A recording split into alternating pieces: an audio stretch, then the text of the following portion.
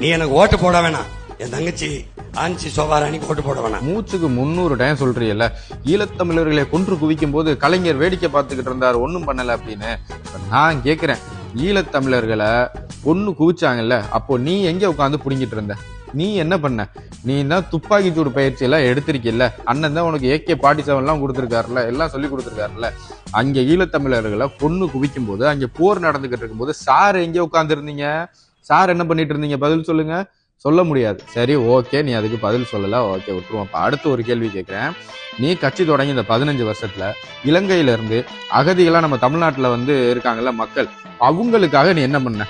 இலங்கை தமிழர்கள் தமிழ்நாட்டுல அகதிகளா இருக்காங்க, அந்த அகதிகளுக்காக நீ என்ன பண்ண? ஏதாவது ஒண்ணு சொல்லு பார்ப்போம். அந்த மக்களுக்காக நான் தமிழ்நாட்டுல இதை அவங்களோட கோரிக்கையை ஏற்று நான் போராட்டம் பண்ணி அவங்களுக்கு இதை பெற்றுக் கொடுத்தேன் அப்படின்னு ஒன்னும் சொல்ல முடியுமா உன்னால? அதுவும் சொல்ல முடியாது. ஆனா வெறும் கதைகளை மட்டுமே அடிச்சு விட்டு, கதைகளை மட்டுமே சொல்லி நீ ஒரு முட்டாள் கூட்டத்தை உருவாக்கி வச்சிருக்க பத்தியா?